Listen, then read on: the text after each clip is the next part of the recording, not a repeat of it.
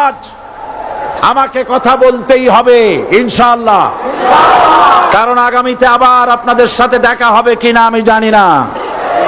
কথা বলতেই হবে। বসেন, কেউ দাঁড়িয়ে থাকবেন না। আমি দেখতে পাচ্ছি বাংলাদেশের ভাগ্য আকাশে উত্তর গগনে কালো মেঘ জমা হয়েছে, ঝড়ের পূর্বাভাস লক্ষ্য করছি।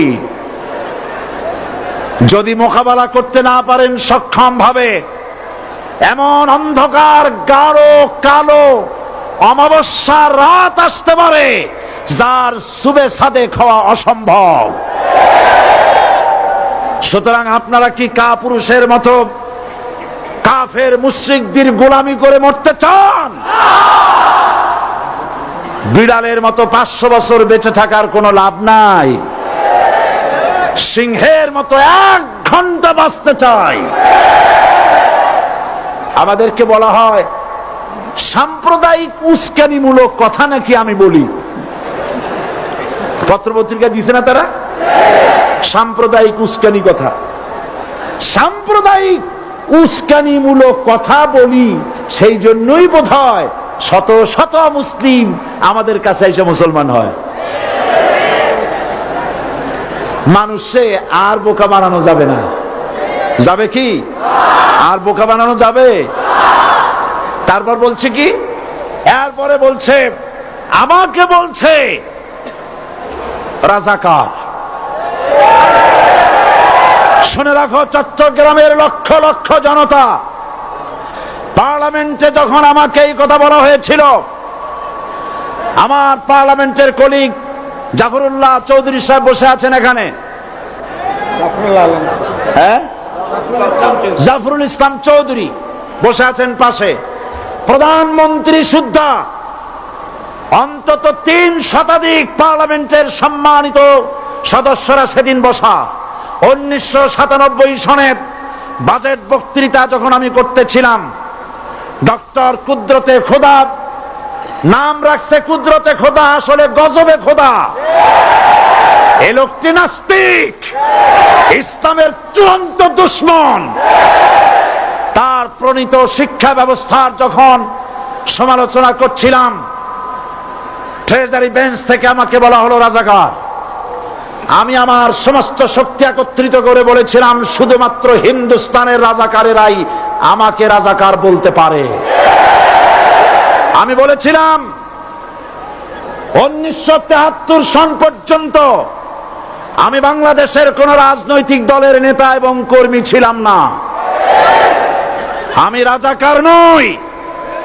আমাকে রাজাকার বলে যদি তাকেও প্রমাণ করতে না পারে 10 কোটি টাকার মানহানি মামলা দায়ের করব। আমার এই বক্তব্য সারা দুনিয়া শুনেছে। পার্লামেন্টে আমার এই বক্তব্য রেকর্ড হয়ে আছে। সেদিন 3 শতাধিক পার্লামেন্ট মেম্বারের কেউ আমার চ্যালেঞ্জ গ্রহণ করেন নাই। যে কোনো ব্যক্তি পার্লামেন্টে গিয়ে আমার বক্তৃতা দেখে আসতে পারেন। এরপরে 1997 সনের 7ই অক্টোবর দৈনিক জনকণ্ঠ পত্রিকা যখন আমার বিরুদ্ধে লিখলো, সেই পত্রিকায় সাইদির ওপেন চ্যালেঞ্জ 8ম পাতা, 1997 7ই অক্টোবর, এত বড় 2 কলমে হেডিং। সেখানে আমি বলেছি বাংলাদেশের সকল সাংবাদিক, গোয়েন্দা বিভাগ, বাংলাদেশের সকল বুদ্ধিজীবীকে আমি আমার পিরোজপুরে আমন্ত্রণ করছি। আমার উপস্থিতিতে যদি কেউ প্রমাণ করতে পারে বাংলাদেশের স্বাধীনতা যুদ্ধের বিরুদ্ধে আমার কোন ভূমিকা ছিল, সজ্ঞানে স্বেচ্ছায় জাতীয় সংসদের সদস্য পদ থেকে পদত্যাগ করব। 3 বছর পার হয়ে গেছে, আজ পর্যন্ত কেউ এই চ্যালেঞ্জের মোকাবেলা করে নাই। সুতরাং আমাকে যারা রাজাকার বলবে তারা পিতৃ পরিচয়হীন অবৈধ সন্তান। 1971 সনের, শোনো মুসলমানেরা, 1971 সনের কোন কাদা সাইদির গায়ে লাগে নাই। আমাকে রাজাকার বলে জনগণ থেকে বিচ্ছিন্ন করবা, জনগণ থেকে আমারে বিচ্ছিন্ন করা যাবে না। কারণ এই জনগণ আমার জন্য আসে না, এই জনগণ আসে আল্লাহর কোরআনের জন্য।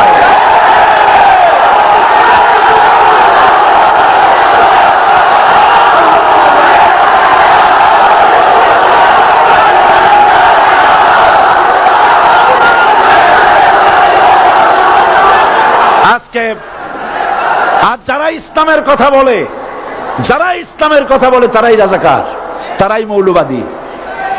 মৌলবাদী বললে আমরা অসন্তুষ্ট হই না, কারণ মৌলবাদী শব্দটা আসছে মূল থেকে। মৌল শব্দ এসেছে মূল থেকে। মূলবাদী তার মানে যারা মূলে আছে। মূল হলো কোরআন, মূল হলো হাদিস, মূল হলেন আল্লাহ, মূল হলেন আল্লাহ রসুল। আমরা আছি মূলে। এখন বলেন তো মূলের শক্তি বেশি না আগার শক্তি বেশি?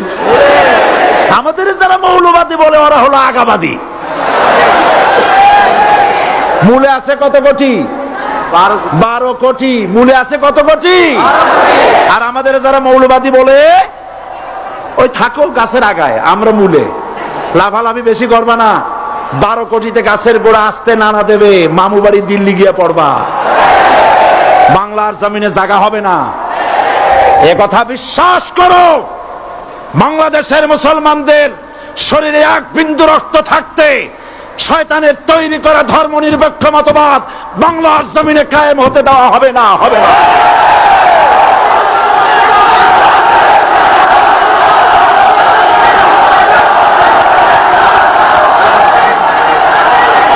রাসূল করিম সাল্লাল্লাহু আলাইহি ওয়াসাল্লাম কোরআন প্রতিষ্ঠার জন্য আন্দোলন করেছিলেন। আয়াতুল কুরসি আমাদের সে কথাই শিখেছে। আল্লাহ রাব্বুল আলামিন বলেন, আল্লাহু লা ইলাহা ইল্লা হুয়াল হাইয়ুল কাইয়্যুম। প্রাণ খুলে পড়েন, আল্লাহু লা ইলাহা ইল্লা হুয়াল হাইয়ুল কাইয়্যুম। আল্লাহ হচ্ছেন তিনি যিনি ছাড়া কোনো ইলাহ নাই, আইনদাতা নাই, বিধানদাতা নাই।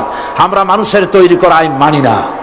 12 কোটি মুসলমানের দেশে আইন তৈরি করবে মানুষ, আমরা মানব না। পার্লামেন্টে তৈরি হতে হবে কোরআন দিয়ে, পার্লামেন্টে আইন তৈরি হতে হবে কোরআন দিয়ে। সুতরাং ভয় যতই পান আর যতই ষড়যন্ত্র করেন, 4 দল যখন একত্রিত হয়েছে, ঐক্যবদ্ধ থাকবে, সরকার ঐক্যবদ্ধভাবে গঠন হবে, নির্বাচন ঐক্যবদ্ধভাবে হবে এবং কোরআন হবে, আল কোরআনের পার্লামেন্ট হবে বাংলাদেশে।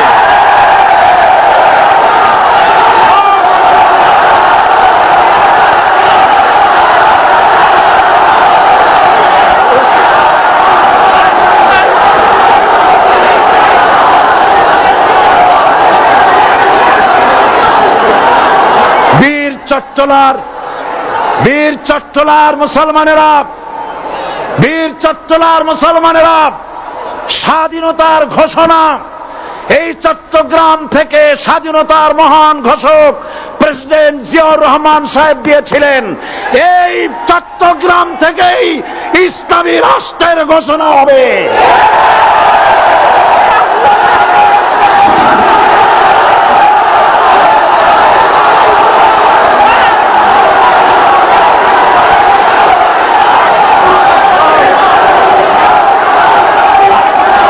আশাবাদী আপনারা অবশ্যই তা পারবেন। আমি 100% বিশ্বাস করি ইনশাআল্লাহ। কারণ যে ষড়যন্ত্রের মোকাবেলা করে স্থানীয় রাজনৈতিক দলের নেতৃবৃন্দ কোরআনের মাহফিল সিনায় এনেছেন, আমি প্রথম দিনেই বলেছি চট্টগ্রাম তাফসিরুল কোরআন মাহফিল কোন রাজনৈতিক দলের প্রতিনিধিত্ব করে না। এটা কোন জামাত শিবিরের একক সম্পদ নয়, এটা চট্টগ্রামের মুসলমানদের কলিজার টুকরা তাফসিরের মাহফিল। সুতরাং এই মাহফিল